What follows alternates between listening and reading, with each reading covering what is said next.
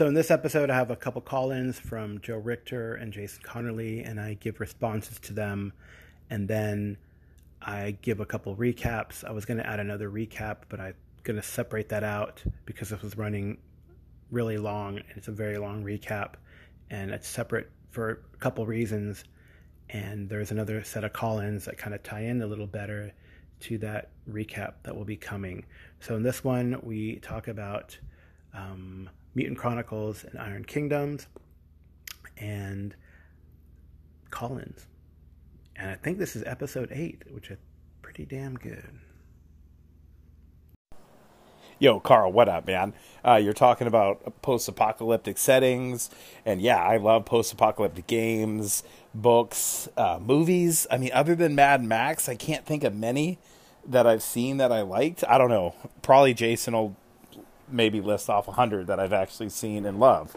But I'm terrible with remembering that kind of stuff. But you were talking about zombies. Yeah, man. I am so tired to death of zombies.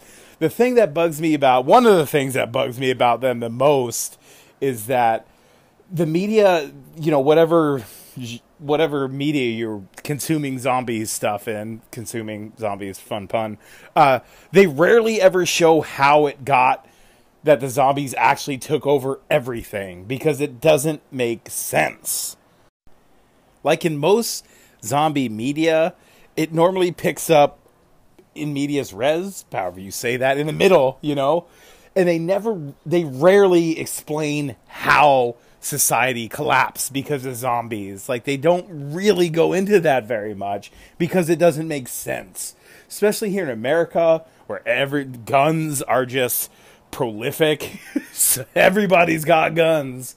A few zombies pop up, boom, boom, boom, done and done, dusted and disgusted, like no worries. Yeah, man, I just think they're a stupid adversary. And I mean, maybe the ones from 28 Days Later where they're the fast zombies, but even there, that movie doesn't really go into things like how it got so bad. Anyway, man, I am anti-zombie. Peace out. I believe that's true, Joe. The zombie well, let's take The Walking Dead. Rick gets shot, goes into a coma, wakes up some unspecified time later, and the world has gone to hell. So, yeah, it doesn't really show the interim. I mean, does Fear the Walking Dead? I'm trying to think of Fear the Walking Dead. They kind of show things from the beginning, but things just go to hell. Like, there's too many zombies, and people don't know zombie lore. They don't know you can shoot them in the head and kill them, right? I mean, maybe that's part of the problem. So I'm trying to think. World War Z, the zombies don't take over. I think World War Z is told sort of as a memoir of the events of the war against the zombies. So it takes place after the fact, and they have like little snippets. At least the book. I haven't seen the movie. At least the book, they have snippets of events that occurred, and maybe that can explain why things happened. I don't know. It's a good question, right? The classic Night of the Living Dead stuff. It just happens, right? And suddenly there are too many zombies to overcome. Maybe that's part of the problem. It's a good observation, a good question. I haven't delved into looking at like RPGs like Outbreak or any other zombie-related post-apocalyptic type RPGs. I think there's another one called All Flesh Must Be Eaten, but I haven't looked to see how they explain the destruction of society and how everything goes to hell. But I would say that I agree, in the media at least, that all of a sudden it happens, and there's really no explanation why. Even in Fear the Walking Dead, bad things happen, and then suddenly the infrastructure is gone.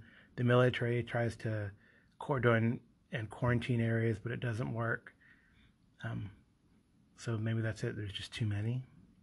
Is that a plausible explanation? Again, you know, they don't know zombie lore like we know zombie lore, right?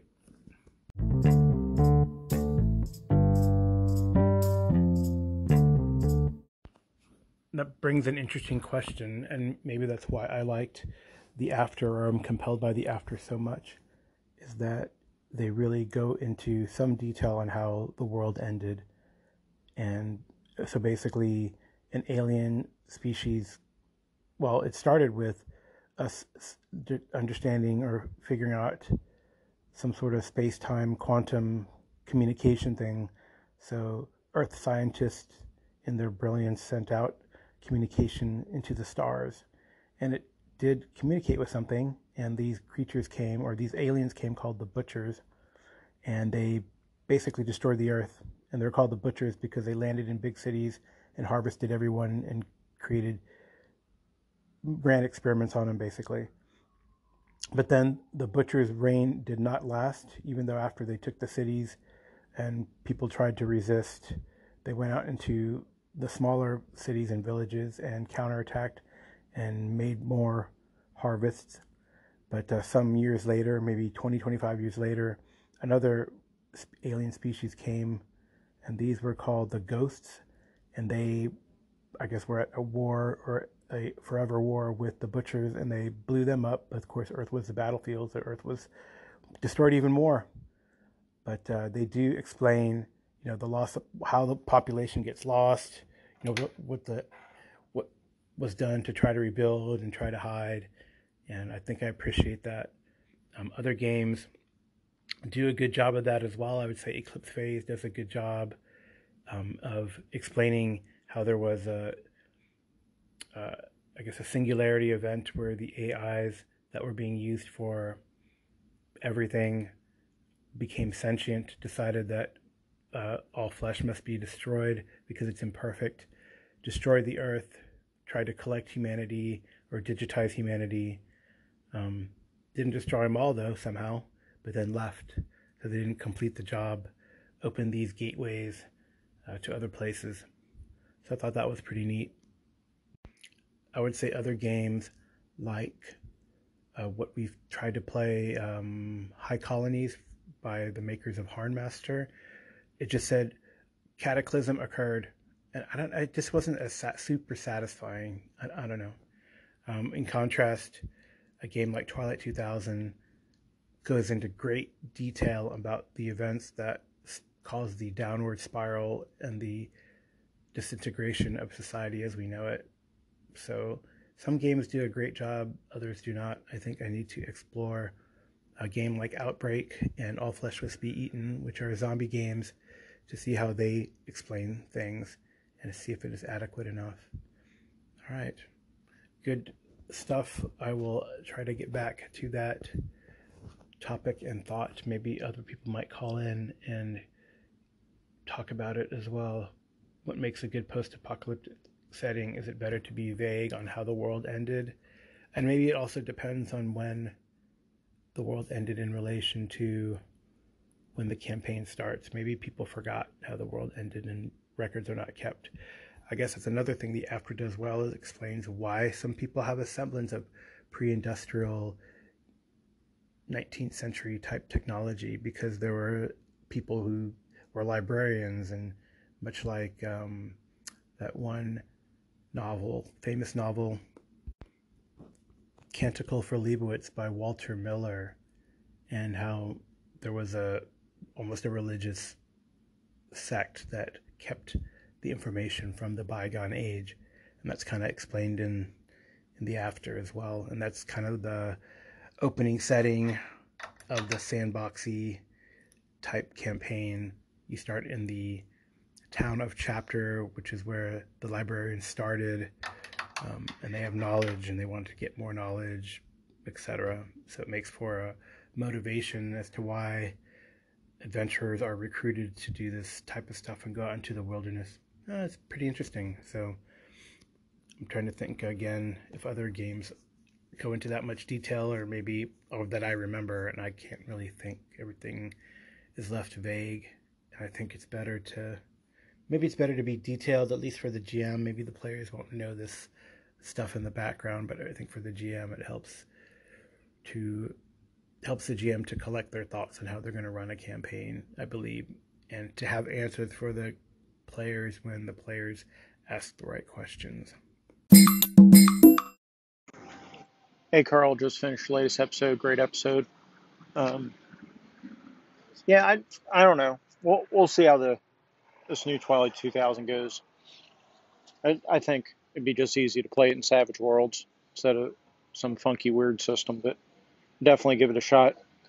Actually, well, I was gonna comment on systems, but I'll comment on that on my next podcast. As far as your gaming recaps, wonderful as always. Unboxings, excellent job. Great review of Streets, and yeah, that's about it. So keep up the great work. Looking forward to your future games and your future podcasts. Take care. I would like to try the Twilight 2000 rules. I know we can always default to Savage Worlds, but I think it's worth trying. I mean, the combat rules are pretty comprehensive, right? So you, like I explained last time, you draw cards for initiative. You have slow and fast actions. Slow actions are, for example, basically melee attacking or doing first aid or sniper aiming, shooting. Fast actions are moving, retreating, assuming Overwatch, taking aim but not sniper aim. So preparation. And then there's interrupts, for example, helping others or reactions come out of turn. Um, so they have rules for cover, barriers, visibility, ambushing. There's a social conflict section, and then close combat. You choose your stance. You can aim your blows. You can block. You can dive at somebody. You can try to disarm, and they have grappling rules. So interesting. It seems pretty quick. Range combat. They talk about cover. Again, you can do Overwatch. They talk about how to use ammunition, and they talk about suppressive fire. So there is a suppressive fire mechanic as well, which is pretty nice. So then they talk about explosions, heavy weapons, and how they work, and then the damage things that happen. Of course, they have hit location. You can be incapacitated, etc. It can be pretty brutal. There's a critical injury table, though not as cool and descriptive and comprehensive as the one in Warhammer Fantasy. Hey, there's a table for it, and they can describe a bit more what happens. Stress, and what happens. So I wanted to talk about a bit of the meta currency that exists in this game. So there aren't really like hero points per se, right? So no bennies, but they do discuss something about the art of failure. So, right, you need a 6 or higher on the various dice that you would use.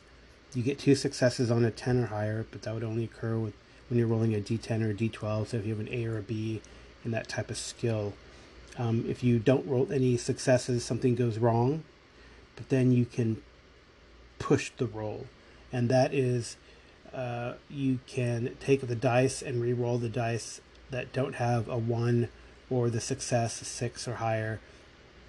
But you can always do that apparently. However, each time you push a roll, you take 1 point of damage or 1 point of stress, and then but that only occurs if you roll a 1 on the second roll. And this can also happen with ammo. Something happens, you jam or you damage your firearm, decreasing its reliability. If you push your roll, when you re-roll the ammo dice, if you get a 1, then something bad happens. So there's some type of meta currency, but it's not like in Coriolis where you can call upon the icons, for example. So it's a little different that way, and maybe it's more realistic. You can push to succeed, but at a cost. So it's a pretty comprehensive system. I feel like before I run it, or when I run it, if we get into combat, we'll have to go slow because there's a lot of nuance. So I'm willing to do it. I think it's a cool game. It's definitely a cool setting, and I've invested some in getting PDFs of the older products officially. So like I ordered a thumb drive from Far Future Enterprises that has the full catalog of all the products made for Twilight 2000 First Edition, including the Challenge magazines that have the articles. And I might have some of those. I have a lot of Challenge magazines in my collection, but I don't know if I go back that far. So I collected Challenge mainly for Traveler, but it has Twilight 2000 stuff and other sci-fi games. It's a really good magazine.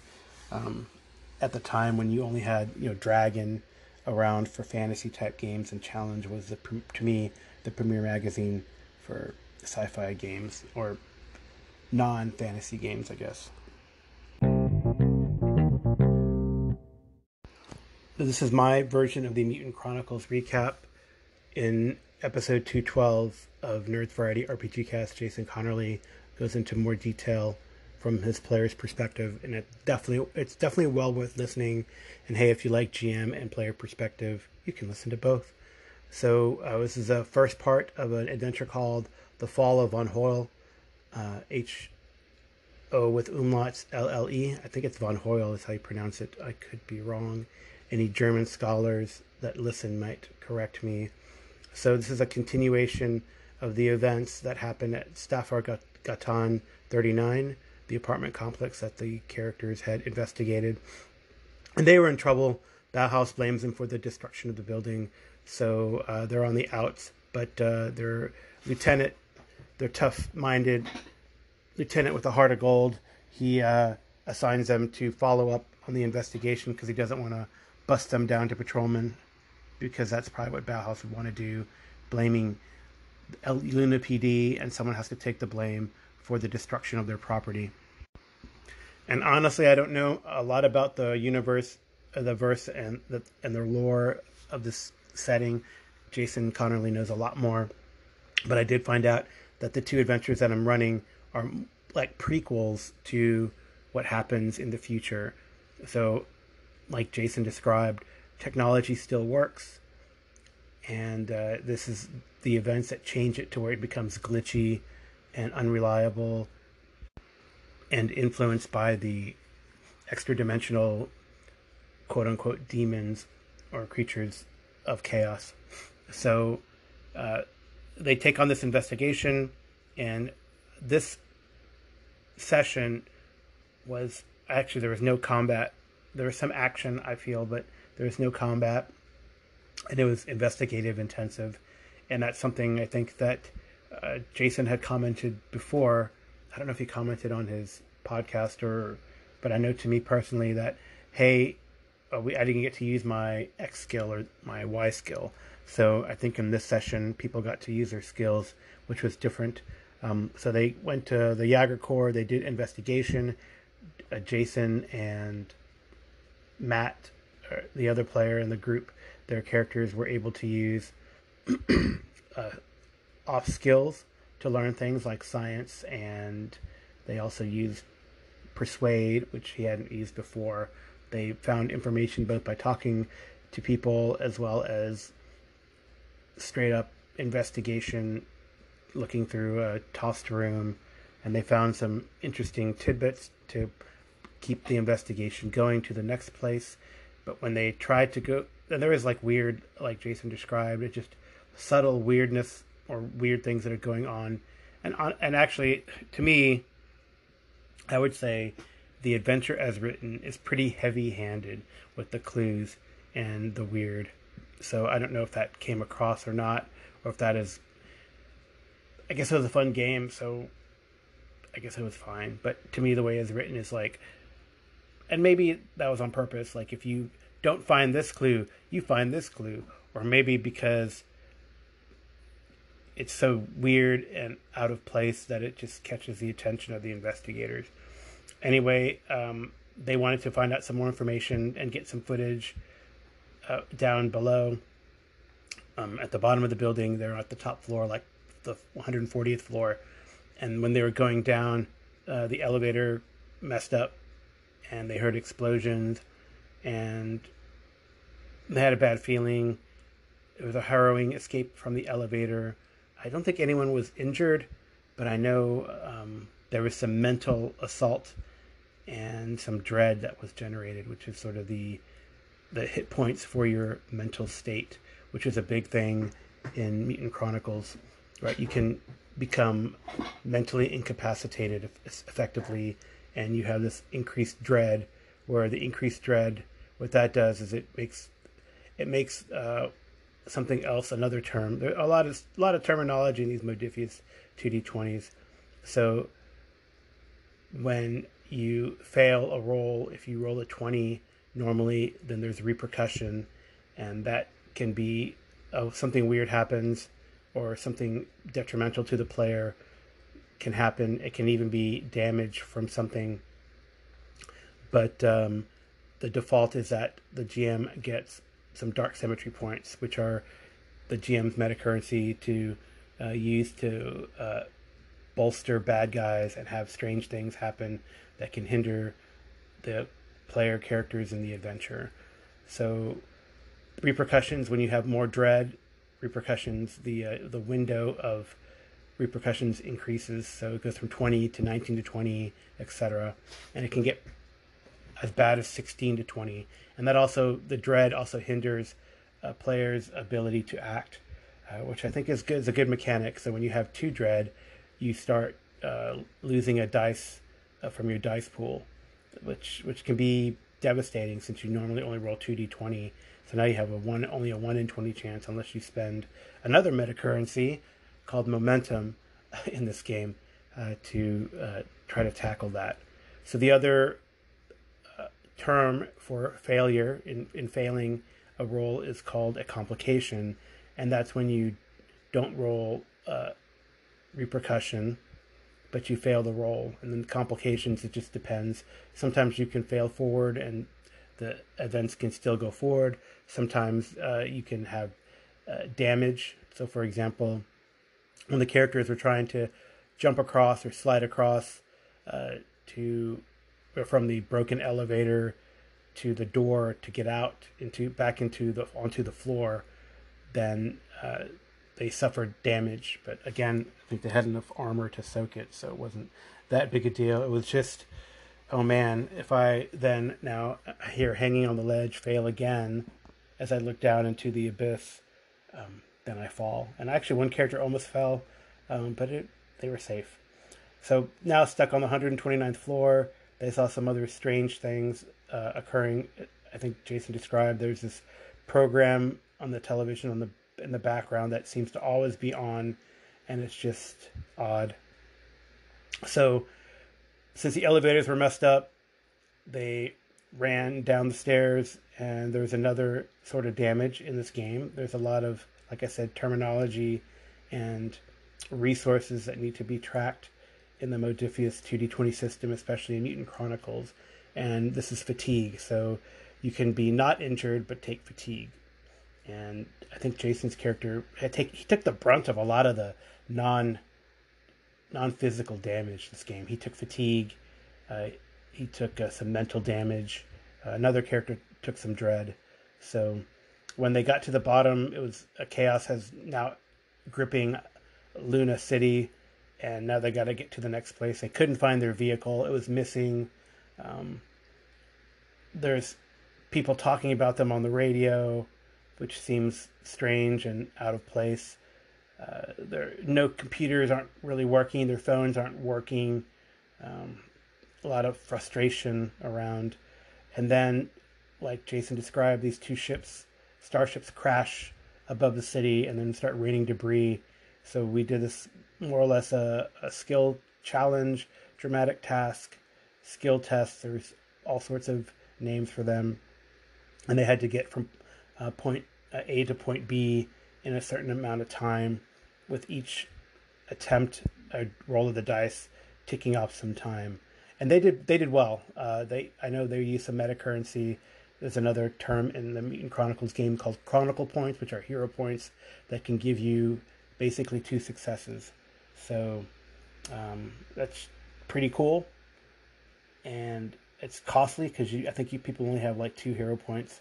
So you want to use them sparingly, but they can be used in a dire situation. So they avoided the debris, got into the subway, made their way through the subway, got onto the surface closer to their destination, which they realized was now basically where this television network that's showing this weird show is housed.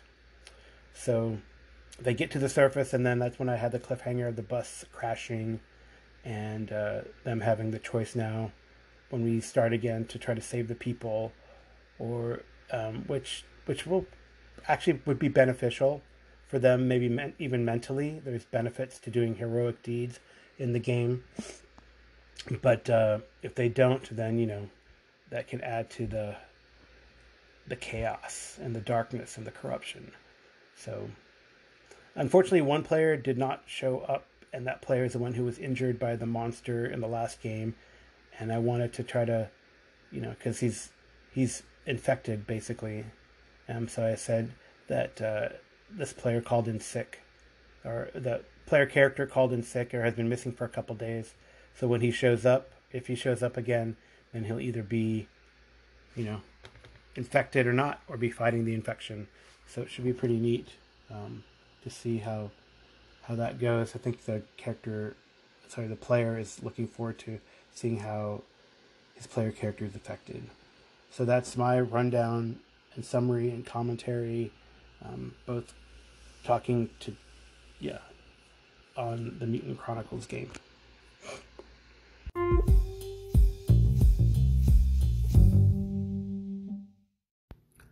Iron Kingdom's 5e session recap. So currently we're playing through Legacy of the Witchfire.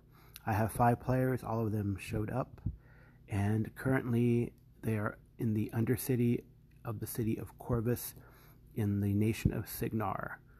And they are they're being led by a goblin gobber scout. They're called gobbers in Iron Kingdom's world. A gobber scout named Scuzz, who is leading them to where he took the infamous magical demon-possessed soul-sucking sword Witchfire to give it to an unknown person. So they continued through the sewers and the undercity, and they fought a big sludge monster, which they defeated pretty handily. I think the dice were with them this time around. Last time they had a lot of trouble with a big monster, and it was nearly a TPK. This time the sludge monster was easy. Then they kind of skipped or snuck past another encounter, which they didn't know what it was, but the Gobber Scout said it was the Big Mother. So they decided to skip it. It was harrowing. It was a series of stealth tests, but they made it. And then, because stealth challenges in any game, you're just waiting for that one person to fail, but they didn't, which was great. So after that, then they got near to where they're supposed to, or where the Gobber had deposited the sword, and some undead giant gator man creature came out of the muck, and they fought it. And again, they did really well. I was rolling awfully, and they were rolling well, and they took it down. And then they opened the gate and entered into this room that looked like a ritual had took place. They did some investigations, and when they put things together, one of the players realized what was going on, which was that some sort of necromantic ritual had been performed here. So he chopped the head off of one of the corpses that were in this room, but then the other ones animated and quote-unquote came to unlife. So, and this was, I was surprised. I think a lot of groups would have tried to stay and fight, but in the adventure, there's this mechanic that you add X number of creatures per round, and the idea is to sort of push the players to flee, and the players were, I guess, keen on that, or saw that this was going to be a losing proposition. I mean, they're pretty competent, but probably realized that it was going to be a battle of attrition and that they would lose. So they decided that they were going to run in GTFO, and Scuzz was like, let's get out of here. And he actually fired a couple shots. In the previous encounters, he kind of hung back and didn't really do much. But this time he fired a couple shots and said, we got to get out of this place, because basically these risen thralls is what they're called, were popping up out of the this abattoir, I think it was like a pool of water that if they had looked in there, they would have seen it was an abattoir, like full of bodies and bodies. And they kept coming out of the muck, and they fought a retreating battle.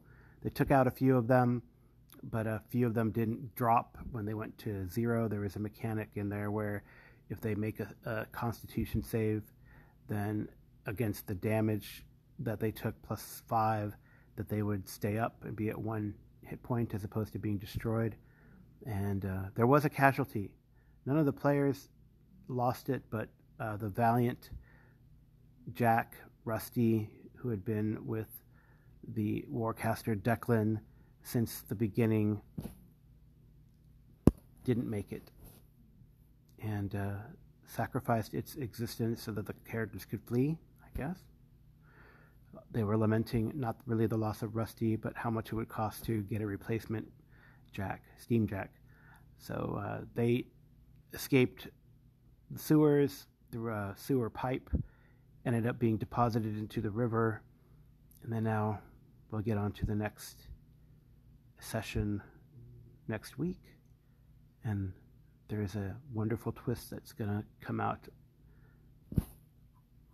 If the players listen to this, I don't know if they'll figure it out.